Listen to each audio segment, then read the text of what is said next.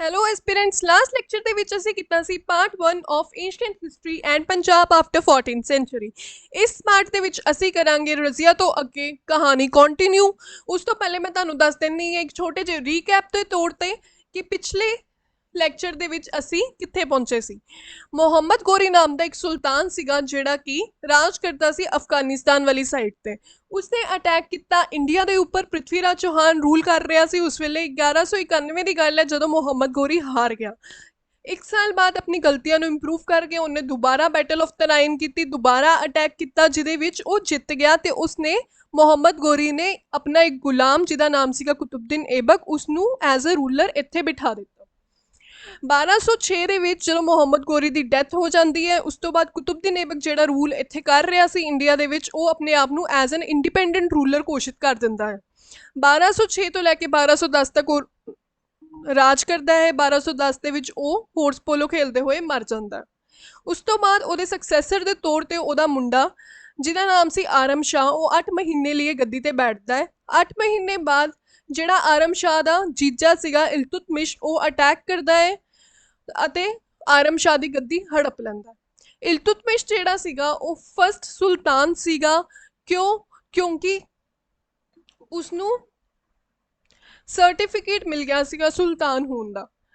ਇਹ ਸਾਰੀ story detail ਦੇ ਵਿੱਚ ਦੇਖਣ ਲਈ ਤੁਸੀਂ ਲਿੰਕ ਜਿਹੜਾ ਹੈ ਡਿਸਕ੍ਰਿਪਸ਼ਨ ਬਾਕਸ ਤੋਂ ਲੈ ਸਕਦੇ ਹੋ। ਉੱਥੇ ਜਾ ਕੇ ਵਿਜ਼ਿਟ ਕਰਕੇ ਪਾਰਟ 1 ਜ਼ਰੂਰ ਦੇਖ ਲਿਓ ਪਾਰਟ 2 ਦੇਖਣ ਤੋਂ ਪਹਿਲੇ, ਤਾਂ ਹੀ ਤੁਹਾਨੂੰ ਅੱਗੇ ਸਟੋਰੀ ਸਮਝ ਆਏਗੀ। ਸੋ ਪਾਰਟ 2 ਸਟਾਰਟ ਕਰਦੇ ਹਾਂ।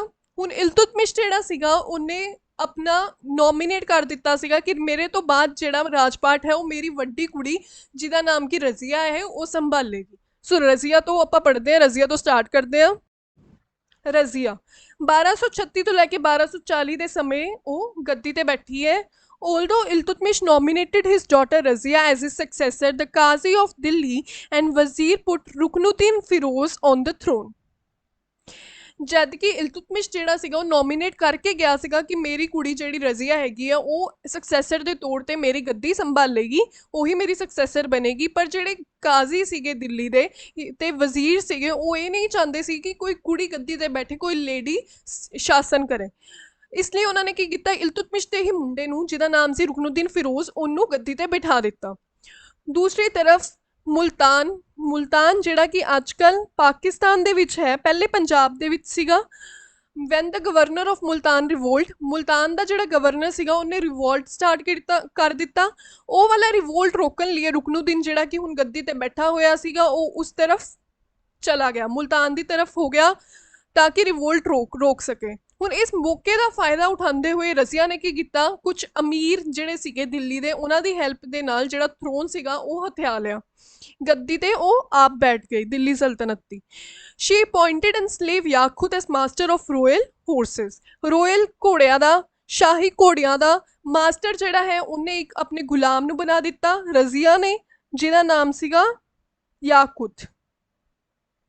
Also Razia discarded the female apparel and held the court with her face unveiled। ਹੁਣ ਇਹ ਕੁਐਸਚਨ ਆਇਆ ਹੋਇਆ ਹੈ ਕਾਫੀ ਵਾਰ ਐਗਜ਼ਾਮ 'ਚ ਔਰ ਚਾਂਸਸ ਵੀ ਬਥੇਰੇ ਨੇ ਕਿ ਇਹ ਜ਼ਰੂਰ ਦੁਬਾਰਾ ਪੁੱਛਿਆ ਜਾਏਗਾ ਕਿ ਕੌਣ ਇੱਦਾਂ ਦਾ ਰਾਜਾ ਸੀ ਜਾਂ ਰਾਣੀ ਸੀ ਜਿਨਨੇ ਇਹ ਕਿਹਾ ਸੀਗਾ ਕਿ ਕੁੜੀਆਂ ਨੂੰ ਹੁਣ ਪਰਦਾ ਸਿਸਟਮ ਰੱਖਣ ਦੀ ਲੋੜ ਨਹੀਂ ਹੈ, ਉਹ ਬੇਝਿਜਕ ਕੋਰਟ 'ਚ ਬੈਠ ਸਕਦੀਆਂ, ਬੇਝਿਜਕ ਦਰਬਾਰ ਦੇ ਵਿੱਚ ਬੈਠ ਸਕਦੀਆਂ ਵਿਦਾਊਟ ਪਰਦਾ।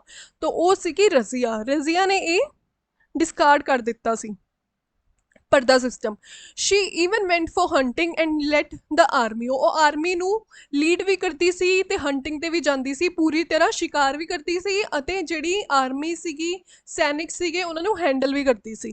ਦਿਸ ਅਰਾਊਜ਼ਡ ਰਿਸੈਂਟਮੈਂਟ ਅਮੰਗ ਦ ਟਰਕਿਸ਼ ਨੋਬਲ, ਇਹ ਸਭ ਕੁਝ ਟਰਕਿਸ਼ ਨੋਬਲ ਜਿਹੜੇ ਉਸ ਵੇਲੇ ਦੇ ਤੁਰਕ ਦੇ ਨੋਬਲ ਸੀਗੇ, ਸੂਫੀ ਸੰਤ ਸੀਗੇ, ਜਾਣੇ ਪਹਿਚਾਨੇ ਲੋਕ ਸੀਗੇ, ਉਹ ਇਹ ਨਹੀਂ ਚਾਹੁੰਦੇ ਸੀ ਕਿ ਕੋਈ ਕੁੜੀ, ਕੋਈ ਲੇਡੀ ਜਿਹੜੀ ਹੈ ਸ਼ਾਸਨ ਕਰੇ, ਕੋਈ ਗੱਦੀ ਤੇ ਬੈਠੇ। ਉਹਨਾਂ ਨੂੰ ਇਹ ਸਭ ਕੁਝ ਚੁੱਭ ਰਿਹਾ ਸੀ। 1240 ਦੇ ਵਿੱਚ ਕੀ ਹੁੰਦਾ ਹੈ ਕਿ ਅਲਤੂਨੀਆ ਨਾਮ ਦਾ ਇੱਕ ਬੰਦਾ ਜਿਹੜਾ ਕਿ ਗਵਰਨਰ ਸੀਗਾ ਬਠਿੰਡੇ ਦਾ, ਉਹ ਰਿਵੋਲਟ ਕਰ ਦਿੰਦਾ ਹੈ ਰਜ਼ੀਆ ਦੇ ਖਿਲਾਫ। ਹੁਣ ਹੋਇਆ ਕਿ ਹੁਣ ਇੱਥੇ ਬਠਿੰਡੇ ਦਾ ਐਚਓ ਐਗਜ਼ਾਮ 'ਚ ਕੁਐਸਚਨ ਕੀ ਆਉਂਦਾ ਕਿ ਬਠਿੰਡਾ ਦਾ ਪੁਰਾਣਾ ਨਾਮ ਕੀ ਸੀ। ਹੁਣ ਬਠਿੰਡੇ ਦੇ ਪੁਰਾਣੇ ਨਾਮ ਸੀਗੇ ਦੋ, ਇੱਕ ਸੀਗਾ ਬਿਕਰਮਗੜ੍ਹ ਤੇ ਦੂਸਰਾ ਸੀਗਾ ਤਾਬਰ ਹਿੰਦ। ਇਹ ਕੁਐਸਚਨ ਆਇਆ ਹੋਇਆ ਹੈ ਐਗਜ਼ਾਮ ਦੇ ਵਿੱਚ और आ भी सकता है दोबारा।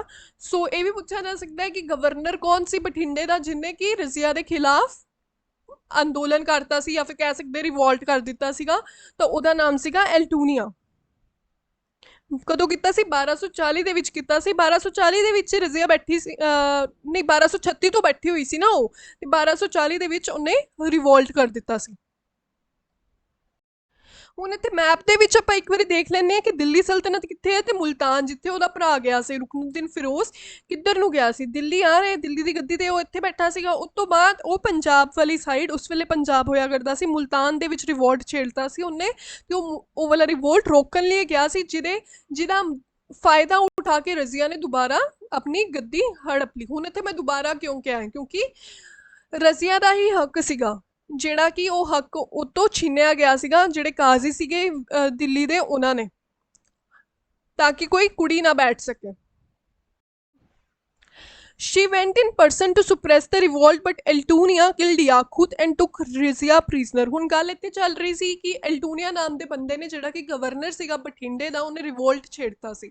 ਹੁਣ ਆਹ ਰਿਵੋਲਟ ਨੂੰ ਰੋਕਣ ਲਈ ਰਜ਼ੀਆ ਜਾਂਦੀ ਹੈ, ਆਪਣਾ ਨਾਲ ਲੈ ਕੇ ਜਾਂਦੀ ਹੈ ਆਪਣੇ ਗੁਲਾਮ ਨੂੰ, ਯਾਕੂਤ ਜਿਹਦਾ ਨਾਮ ਸੀਗਾ, ਜਿਹੜਾ ਕਿ ਮਾਸਟਰ ਆਫ ਰੋਇਲ ਹੋਰਸਿਸ ਦਾ ਸੀਗਾ ਮਾਸਟਰ, ਠੀਕ ਹੈ, ਉਹਨੂੰ ਨਾਲ ਲੈ ਕੇ ਜਾਂਦੀ ਹੈ। ਬਟ ਐਲਟੂਨੀਆ ਨਾਮ ਦਾ ਜਿਹੜਾ ਬੰਦਾ ਸੀਗਾ ਉਹ ਇੰਨਾ ਕੁ ਤਾਕਤਵਰ ਸੀਗਾ ਕਿ ਉਹ ਯਾਕੂਤ ਨੂੰ ਮਾਰ ਦਿੰਦਾ ਹੈ ਤੇ ਰਜ਼ੀਆ ਨੂੰ ਚੱਕ ਕੇ ਜੇਲ੍ਹ 'ਚ ਸੁੱਟ ਦਿੰਦਾ। In the meantime, Turkish nobles put Behram, another son of Iltutmish, on the throne।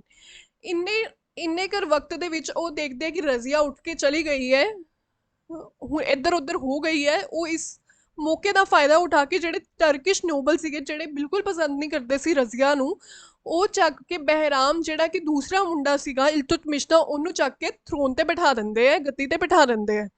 However, Razia won over her captor Eltunia and after marrying him proceeded to Delhi। ਉਧਰੋਂ ਜਿਹੜੀ ਰਜ਼ੀਆ ਹੈਗੀ ਹੈ ਉਹ ਫਾਇਦਾ ਉਠਾਉਂਦੀ ਹੈ, ਉਹ ਚਾਲ ਚਲਦੀ ਹੈ ਕਿ ਕਿਉਂ ਨਾ ਮੈਂ ਐਲਤੂਨੀਆ ਦੇ ਨਾਲ ਵਿਆਹ ਕਰਾ ਕੇ ਦਿੱਲੀ ਦੇ ਗੱਦੀ ਦੁਬਾਰਾ ਆਪਣੀ ਲਵਾਂ ਵਾਪਸ। ਰਜ਼ੀਆ ਕੀ ਕਰਦੀ ਹੈ? ਐਲਤੂਨੀਆ ਦੇ ਸਾਹਮਣੇ ਵਿਆਹ ਦਾ ਪ੍ਰਸਤਾਵ ਰੱਖਦੀ ਹੈ, ਐਲਤੂਨੀਆ ਮੰਨ ਜਾਂਦਾ ਹੈ ਤੇ ਉਹ ਦੋਨੋਂ ਵਿਆਹ ਕਰਵਾ ਲੈਂਦੇ ਆ।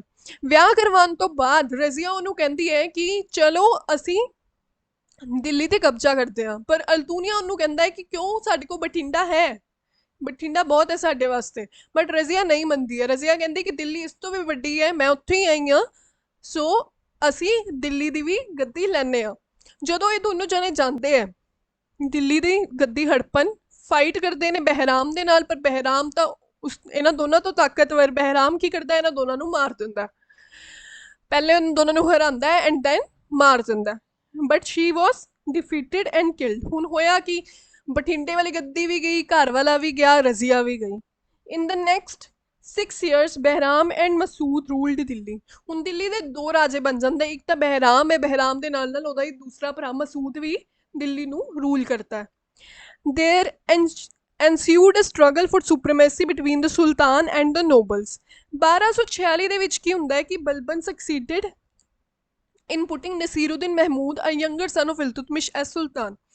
ਹੁਣ ਆ ਜਿਹੜੇ ਦੋਨੋਂ ਜਾਣੇ ਕਰਦੇ ਹੈ ਮਸੂਦ ਤੇ ਬਹਿਰਾਮ ਗੱਦੀ ਦੇ ਉੱਪਰ ਰਾਜ, ਉਹ ਕਰਦੇ ਹੈ 1240 ਤੋਂ ਲੈ ਕੇ 46 ਤੱਕ।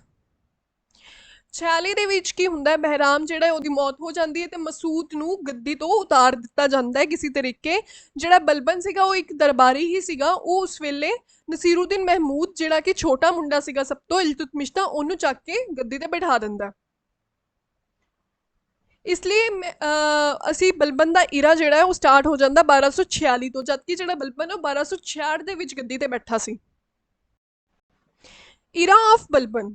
ਹੁਣ ਮੈਂ ਤੁਹਾਨੂੰ ਹੁਣੀ ਦੱਸਿਆ ਕਿ ਈਰਾ ਕਿੱਦਾਂ ਸਟਾਰਟ ਹੋਇਆ, ਕਿਉਂਕਿ ਉਹਨੇ ਆਪਣਾ ਸਭ ਤੋਂ ਛੋਟਾ ਜਿਹੜਾ ਮੁੰਡਾ ਸੀਗਾ ਇਲਤੁਤਮਿਸ਼ ਦਾ, ਉਹਨੂੰ ਚੱਕ ਕੇ ਗੱਦੀ ਤੇ ਬਿਠਾਇਆ ਸੀਗਾ, ਤੇ ਆਪ ਉਹ ਬਲਬਨ ਜਿਹੜਾ ਸੀਗਾ as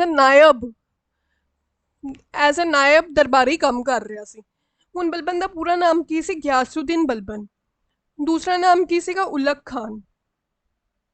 Ghiyasuddin Balban, who was also known as Ulugh Khan, served as naib or regent to Sultan Nasiruddin Mahmud। Nasiruddin Mahmud ਦੇ ਦਰਬਾਰ ਦੇ ਵਿੱਚ ਨਾਇਬ ਦਰਬਾਰੀ ਦੇ ਤੌਰ ਤੇ ਕੰਮ ਕਰਦਾ ਸੀ ਗਿਆਸੁਦੀਨ ਬਲਬਨ। ਆਪਣੀ ਕੁਰਸੀ ਨੂੰ ਪੱਕਾ ਕਰਨ ਵਾਸਤੇ ਉਹਨੇ ਕੀ ਕੀਤਾ ਸੀਗਾ, ਬਲਬਨ ਨੇ ਆਪਣੀ ਕੁੜੀ ਦਾ ਵਿਆਹ ਸੁਲਤਾਨ ਨਾਲ ਕਰਵਾ ਦਿੱਤਾ ਸੀ, ਯਾਨੀ ਕਿ ਨਸੀਰੁਦੀਨ ਮਹਿਮੂਦ ਦੇ ਨਾਲ ਆਪਣੀ ਕੁੜੀ ਦਾ ਵਿਆਹ ਕਰਵਾ ਦਿੱਤਾ ਸੀ, ਤਾਂ ਕਿ ਉਹਦੀ ਕੁਰਸੀ, ਬਲਬਨ ਦੀ ਕੁਰਸੀ ਪੱਕੀ ਰਵੇ। ਹੁਣ ਜਿਹੜੇ ਬਾਕੀ ਦੇ ਦਰਬਾਰੀ ਸੀਗੇ ਉਹ ਜਲਦੇ ਸੀਗੇ ਕਿ ਇਹ ਅੱਗੇ ਸਕਸੀਡ ਕਰਦਾ ਜਾ ਰਿਹਾ ਹੈ, ਇਸ ਲਈ ਬਹੁਤ ਸਾਰੀਆਂ ਸਾਜ਼ਿਸ਼ਾਂ ਕੀਤੀਆਂ ਜਾਂਦੀਆਂ ਸੀ ਇਹਦੇ ਵਿਰੁੱਧ। ਬਟ ਜਿਹੜਾ ਬਲਬਨ ਸੀਗਾ ਉਹ ਸਾਰੀ ਡਿਫਿਕਲਟੀਜ਼ ਨੂੰ ਓਵਰਕਮ ਕਰਦਾ ਹੋਇਆ ਅੱਗੇ ਵੱਧ ਰਿਹਾ ਸੀ। Balban was all powerful in the administration, but he had to face the intrigues of the rivals in the royal court। बहुत सारियां साजिशा ਦਾ ਸਾਹਮਣਾ ਕਰਨਾ ਪਿਆ, ਬਟ ਉਹ ਸਾਰੀ ਡਿਫਿਕਲਟੀਜ਼ ਨੂੰ ਓਵਰਕਮ ਕਰਦੇ ਹੋਏ ਅੱਗੇ ਵੱਧਦਾ ਜਾ ਰਿਹਾ ਸੀ। 1266 ਦੇ ਵਿੱਚ ਜਦੋਂ ਨਸੀਰੁद्दीन ਮਹਿਮੂਦ ਮਰ ਗਿਆ, ਉਦੋਂ ਬਲਬਨ ਨੇ ਗੱਦੀ ਦੇ ਉੱਪਰ ਆਪ ਬੈਠ ਗਿਆ। ਨਸੀਰੁद्दीन ਮਹਿਮੂਦ ਦੀ ਕਿਸੇ ਤਰੀਕੇ ਨਾਲ ਡੈਥ ਹੋ ਜਾਂਦੀ ਹੈ, ਜਿਹਦੇ ਕਰਕੇ ਬਲਬਨ ਜਿਹੜਾ ਹੈ ਉਹ ਕਹਿੰਦਾ ਹੈ ਕਿ ਇਹ ਤਾਂ ਮੇਰਾ ਜਵਾਈ ਸੀਗਾ, ਇਸ ਲਈ ਉਹ ਥਰੋਨ ਤੇ ਬੈਠ ਜਾਂਦਾ ਹੈ। ਉਸਨੂੰ ਇਹ ਵੀ ਪਤਾ ਸੀਗਾ ਕਿ ਉਹਨੂੰ ਰੀਅਲ ਥ੍ਰੈਟ ਇਹ ਸੀਗਾ ਕਿ ਜਿਹੜੇ ਮੋਨਾਰਕੀ ਦਾ ਮਤਲਬ ਹੁੰਦਾ ਹੈ ਕਿ ਰਾਜੇ ਦਾ ਬੇਟਾ ਹੀ ਅੱਗੇ ਬੈਠੇਗਾ। ਨੋਬਲਸ ਇਹ ਚਾਹੁੰਦੇ ਹੁੰਦੇ ਸੀਗੇ, ਤਾਂ ਉਹਨੂੰ ਨੋਬਲਸ ਦਾ ਹੀ ਜ਼ਿਆਦਾ ਖਤਰਾ ਸੀਗਾ, ਟਰਕਿਸ਼ ਨੋਬਲ ਜਿਹੜੇ ਸੀਗੇ। ਹੁਣ ਸਟਰੈਂਥ ਇਸ ਪੋਜੀਸ਼ਨ ਦੀ ਸਟਰੈਂਥ ਕਿਵੇਂ ਕੀਤੀ? Balban was determined to break the power of the 40 the Turkish noble. Balban ਚਾਹੁੰਦਾ ਸੀ ਕਿ ਜਿੰਨੀ ਵੀ ਪਾਵਰ ਹੈਗੀ ਹੈ ਨਾ ਉਹ ਬਲਬਨ ਕੋਲ ਹੀ ਰਵੇ, ਟਰਕਿਸ਼ ਨੋਬਲਸ ਦੀ ਪਾਵਰ ਉਹ ਤੋੜਨਾ ਚਾਹੁੰਦਾ ਸੀ। According to Balban the sultan was God's shadow on earth and the recipient of divine grace. Balban ਨੇ ਇੱਕ ਗੱਲ ਕਹਿਣੀ ਸ਼ੁਰੂ ਕਰ ਦਿੱਤੀ ਦਰਬਾਰ ਦੇ ਵਿੱਚ ਕਿ ਜਿਹੜਾ ਸੁਲਤਾਨ ਹੈਗਾ ਹੈ, ਗੱਦੀ ਤੇ ਬੈਠਾ ਹੈ, ਉਹ ਗੋਡ ਦੀ ਪਰਛਾਈ ਹੈ, ਉਹ ਰੱਬ ਦੀ ਪਰਛਾਈ ਹੈ ਜਿਹੜੀ ਕਿ ਧਰਤੀ ਦੇ ਉੱਪਰ ਹੈਗੀ ਹੈ, ਤੇ ਉਹ ਇੱਕ ਡਿਵਾਈਨ ਗ੍ਰੇਸ ਹੈ ਜਿਹੜੀ ਕਿ ਰੱਬ ਨੇ ਭੇਜਿਆ ਹੋਇਆ ਲੋਕਾਂ ਦੀ ਸੇਵਾ ਕਰਨ ਲਈ ਹੈ। Balban introduced rigorous court discipline and new customs such as sijda and paibos. Balban ਨੇ ਦੋ ਇੱਦਾਂ ਦੇ ਕੋਰਟ ਡਿਸਿਪਲਿਨ ਸ਼ੋਅ ਕੀਤੇ, ਇੰਟਰੋਡਿਊਸ ਕੀਤੇ ਆਪਣੇ ਕੋਰਟ ਦੇ ਵਿੱਚ, ਨਿਊ ਕਸਟਮ ਸ਼ੋਅ ਕੀਤੇ, ਜਿਹਦੇ ਕਰਕੇ ਜਿਹੜੇ ਨੋਬਲਸ ਹੈ ਉਹਨਾਂ ਨੂੰ ਵੀ ਝੁਕਣਾ ਪਿਆ। ਪਹਿਲਾਂ ਤਾਂ ਉਹਨੇ ਕੀਤਾ ਸ਼ੁਰੂ ਸਿਜਦਾ ਹੁੰਦਾ ਮੱਥਾ ਟੇਕਣਾ, ਸੁਲਤਾਨ ਨੂੰ ਆ ਕੇ ਸਿਰ ਝੁਕਾ ਕੇ ਮੱਥਾ ਟੇਕਣਾ। ਪਾਈਬੋਸ ਹੁੰਦਾ ਸੁਲਤਾਨ ਦੇ ਜਿਹੜੇ ਪੈਰ ਹੈ ਉਹ ਚੁੰਮਣੇ, kissing the sultan's feet to prove his superiority over the nobles, ਤਾਂ ਕਿ ਉਹ ਨੋਬਲਸ ਤੋਂ ਵੀ ਉੱਚਾ ਸੁਪੀਰੀਅਰ ਲੱਗੇ। He also introduced the Persian festival of Nowruz to impress the nobles and people with his wealth and power। अपनी power ते अपनी wealth ਦੇ ਨਾਲ impress ਕਰਨ ਲਈ ਉਹਨੇ ਇੱਕ Persian festival introduce ਕੀਤਾ, ਜਿਹਦਾ ਨਾਮ ਰੱਖਿਆ ਗਿਆ ਨੋਰੋਜ਼। ਨੋਰੋਜ਼ ਕਿੰਨੇ ਕੀਤਾ ਸੀਗਾ ਇੰਟਰੋਡਿਊਸ? ਤਾਂ ਉਹਦਾ ਆਨਸਰ ਆਏਗਾ ਬਲਬਨ ਨੇ, ਗਿਆਸੁਦੀਨ ਬਲਬਨ ਨੇ। At the same time he did note share power with other novels. ਉਹ ਆਪਣੀ ਪਾਵਰ ਜਿਹੜੀ ਹੈ ਬ੍ਰੇਕ ਕਰ ਚੁੱਕਾ ਸੀ ਨੋਬਲਸ ਦੀ, ਉਹ ਬਿਲਕੁਲ ਵੀ ਸ਼ੇਅਰ ਨਹੀਂ ਸੀ ਕਰ ਰਿਹਾ ਨੋਬਲਸ ਦੇ ਨਾਲ, ਸਾਰੀ ਪਾਵਰ ਉਹਨੇ ਆਪਣੇ ਹੱਥਾਂ ਦੇ ਵਿੱਚ ਲਿੱਤੀ ਹੋਈ ਸੀ। He appointed spies to monitor the activities of the nobles। ਉਹਨੇ ਕੁਝ ਸੈਨਿਕ ਅਪਾਇੰਟ ਕੀਤੇ ਹੋਏ ਸੀ ਤਾਂ ਕਿ ਉਹ ਐਕਟੀਵਿਟੀਜ਼ ਨੋਟ ਕਰ ਸਕਣ ਨੋਬਲਸ ਦੀ, ਤਾਂ ਕਿ ਕੋਈ ਨੋਬਲਸ ਇੱਦਾਂ ਦੇ ਤਾਂ ਨਹੀਂ ਹੈ ਦਰਬਾਰ ਦੇ ਵਿੱਚ ਜਿਹੜੇ ਕਿ ਸਾਜ਼ਿਸ਼ਾਂ ਰਚ ਰਹੇ ਨੇ ਬਲਬਨ ਨੂੰ ਗੱਦੀ ਤੋਂ ਉਤਾਰਨ ਦੀ, ਜਾਂ ਫਿਰ ਉਹਦੇ ਵਿਰੁੱਧ ਕੋਈ ਪਲੈਨਿੰਗ ਹੋ ਰਹੀ ਹੈ। ਸ਼ੇਰ ਖਾਨ ਦਾ ਗਵਰਨਰ ਆਫ ਬਠਿੰਡਾ ਦਾ ਗਵਰਨਰ ਸੀਗਾ ਉਸ ਟਾਈਮ ਤੇ ਸ਼ੇਰ ਖਾਨ। ਕਿਹੜੇ ਟਾਈਮ ਤੇ? ਬਲਬਨ ਦੇ ਟਾਈਮ ਤੇ। ਉਹਨੂੰ ਜ਼ਹਿਰ ਦੇ ਕੇ ਮਾਰ ਦਿੱਤਾ ਗਿਆ। Instead of expanding his kingdom, Balban paid more attention to the restoration of law and order। ਆਪਣੇ ਬਲਬਨ ਦਾ ਕੀ ਰੂਲ ਸੀਗਾ ਇੱਕ ਕਿ ਉਹ ਐਕਸਪੈਂਡ ਨਹੀਂ ਕਰ ਰਿਹਾ ਸੀ ਆਪਣੇ ਕਿੰਗਡਮ ਨੂੰ ਵਧਾ ਨਹੀਂ ਰਿਹਾ ਸੀ, ਜਦ ਕਿ ਉਹ ਜ਼ਿਆਦਾ ਅਟੈਂਸ਼ਨ ਜਿਹੜੀ ਹੈ ਉਹ ਲੋ ਤੇ ਆਰਡਰ ਦੀ ਤਰਫ ਦੇ ਰਿਹਾ ਸੀ। He established a separate military department Deewane ਅਰਜ਼ and reorganized the army। ਉਹਨੇ ਦੋ ਬਣਾਈਆਂ ਸੀਗੀਆਂ, ਸੈਪਰੇਟ ਮਿਲਟਰੀ ਡਿਪਾਰਟਮੈਂਟ ਬਣਾਇਆ ਸੀ ਜਿਹਦਾ ਨਾਮ ਉਹਨੇ ਰੱਖਿਆ ਸੀ ਦੀਵਾਨੇ ਅਰਜ਼, ਤੇ ਰੀਆਰਗੇਨਾਈਜ਼ ਕੀਤੀ ਸੀ army. The outskirts of Delhi were often plundered by the ਮੇਵਾਤੀਸ।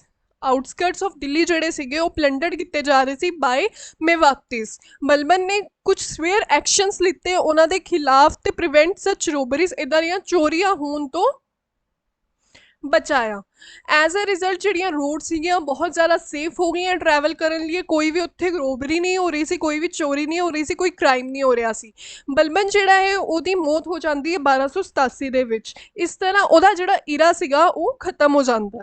He was undoubtedly one of the main architect of the Delhi ਸਲਤਨਤ ਦਾ ਇੱਕ ਮੇਨ ਆਰਕੀਟੈਕਟ ਰਿਹਾ ਸੀ।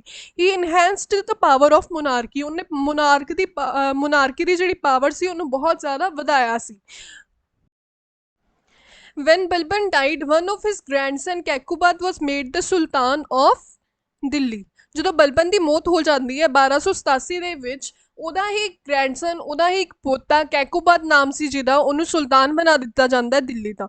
4 ਸਾਲਾਂ ਬਾਅਦ ਰੂਲ ਕਰਨ ਤੋਂ ਬਾਅਦ ਜਲਾਲੂਦੀਨ ਖਿਲਜੀ ਨਾਮ ਦਾ ਇੱਕ ਬੰਦਾ ਆਉਂਦਾ ਹੈ ਤੇ ਉਸ ਨੂੰ ਥਰੋਨ ਤੋਂ ਹਟਾ ਕੇ ਦਿੱਲੀ ਦੇ ਉੱਪਰ ਆਪਣਾ ਰਾਜ ਰੱਖ ਦਿੰਦਾ ਹੈ।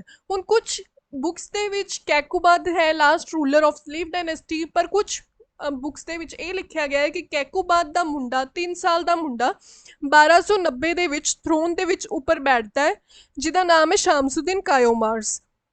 ਸੋ ਅਗਰ ਤਾਂ ਐਗਜ਼ਾਮ ਦੇ ਵਿੱਚ ਕੁਐਸਚਨ ਆਉਂਦਾ ਹੈ ਔਰ ਆਪਸ਼ਨ ਦੇ ਵਿੱਚ ਕੈਕੂਬਾਦ ਹੈ ਤਾਂ ਕੈਕੂਬਾਦ ਆਂਸਰ ਹੋਏਗਾ। ਅਗਰ ਆਪਸ਼ਨਸ ਦੇ ਵਿੱਚ ਸ਼ਾਮਸੁਦੀਨ ਕਾਇਓਮਾਰਸ ਹੈ ਤਾਂ ਫਿਰ ਆਂਸਰ ਸ਼ਾਮਸੁਦੀਨ ਕਾਇਓਮਾਰਸ ਹੋਏਗਾ। ਅਗਰ ਬਾਈ ਚਾਂਸ ਦੋਨੋਂ ਹੀ डाल ਦਿੰਦੇ हैं ਤਾਂ ਫਿਰ ਸ਼ਾਮਸੁਦੀਨ ਕਾਇਓਮਾਰਸ ਹੀ ਆਂਸਰ ਆਏਗਾ। ਸੋ ਇਹ ਧਿਆਨ 'ਚ ਰੱਖਣਾ ਹੈ। ਜਲਾਲੂਦੀਨ ਖਿਲਜੀ ਜਿਹੜਾ ਹੈ ਉਹ ਮਰਡਰ ਕਰਵਾ ਦਿੰਦਾ ਹੈ ਸ਼ਾਮਸੁਦੀਨ ਦਾ ਤੇ ਉਹ ਆਪ ਥਰੋਨ ਤੇ ਕਬਜ਼ਾ ਕਰ ਲੈਂਦਾ ਹੈ। ਕਾਇਓਮਾਰਸ ਮਰਡਰਡ ਬਾय ਜਲਾਲੂਦੀਨ ਫਿਰੋਜ਼ ਖਿਲਜੀ। ਇਸ ਤਰ੍ਹਾਂ ਮਮਲੂਕ ਡਾਇਨੈਸਟੀ ਦਾ ਜਿਹੜਾ ਹੈ ਅੰਤ ਹੋ ਜਾਂਦਾ ਹੈ ਤੇ ਉਹ ਰਿਪਲੇਸ ਹੋ ਜਾਂਦੀ ਹੈ ਖਿਲਜੀ ਡਾਇਨੈਸਟੀ ਦੇ ਨਾਲ। ਇਸ ਤਰ੍ਹਾਂ ਆਪਾਂ ਸਲੇਵ ਡਾਇਨੈਸਟੀ ਦਾ ਪਾਰਟ 1 ਤੇ ਪਾਰਟ 2 ਦੇ ਵਿੱਚ ਅੱਛੀ ਤਰੀਕੇ ਨਾਲ ਸਾਰੇ ਦੇ ਸਾਰੇ ਸੁਲਤਾਨ, ਸਾਰੇ ਰੂਲਰ ਪੜ੍ਹ ਲਏ ਆ। ਸਭ ਤੋਂ ਪਹਿਲੇ ਕੁਤੁਬਦੀਨ ਨੇਬਕ ਆਇਆ ਸੀ, ਫਿਰ ਉਸ ਦਾ ਮੁੰਡਾ ਆਰਮ ਸ਼ਾਹ ਬਣਿਆ ਸੀ ਜਿਹੜਾ ਕਿ ਸਿਰਫ 8 ਮਹੀਨੇ ਤੱਕ ਰਾਜ ਕਰ ਪਾਇਆ। ਉਸ ਤੋਂ ਬਾਅਦ ਉਸ ਦਾ ਜੀਜਾ ਇਲਤੁਤਮਿਸ਼ ਆਇਆ। ਇਲਤੁਤਮਿਸ਼ ਤੋਂ ਬਾਅਦ ਉਹਦੀ ਕੁੜੀ ਆਈ ਰਜ਼ੀਆ। ਉਸ ਦੇ ਕੁਝ ਭਰਾ ਆਏ ਜਿਹੜੇ ਕਿ ਵਾਰੀ-ਵਾਰੀ ਉਸ ਦਾ ਥਰੋਨ ਹੜਪਦੇ ਰਹੇ। ਫਿਰ ਉਸ ਤੋਂ ਬਾਅਦ ਬਲਬਨ ਦਾ ਇਰਾ ਆਇਆ, ਬਲਬਨ ਬਣਿਆ, ਨਸੀਰੁਦੀਨ ਮਹਿਮੂਦ ਬਣਿਆ। ਇਸ ਤਰ੍ਹਾਂ ਆਪਾਂ ਸਾਰੇ ਰੂਲਰ ਅੱਛੀ ਤਰ੍ਹਾਂ ਪੜ੍ਹੇ ਆ। ਹੁਣ ਅਸੀਂ ਨੈਕਸਟ ਪਾਰਟ 3 ਦੇ ਵਿੱਚ ਖਿਲਜੀ ਡਾਇਨੈਸਟੀ ਦੀ ਸ਼ੁਰੂਆਤ ਕਰਾਂਗੇ। ਖਿਲਜੀ ਡਾਇਨੈਸਟੀ ਦੇ ਵਿੱਚ ਕੁੱਲ 3 ਜਿਹੜੇ ਸੁਲਤਾਨ ਹੋਏ ਨੇ। ਸ਼ੁਰੂਆਤ ਹੋਈ ਸੀ ਜਲਾਲੂਦੀਨ ਤੋਂ ਬਾਅਦ, ਫਿਰ ਉਸ ਤੋਂ ਬਾਅਦ ਅਲਾਉਦੀਨ ਆਉਂਦਾ ਹੈ। ਇਸ ਤਰ੍ਹਾਂ ਆਪਾਂ 3 ਰੂਲਰ ਕਰਾਂਗੇ, 3 ਸੁਲਤਾਨ ਕਰਾਂਗੇ।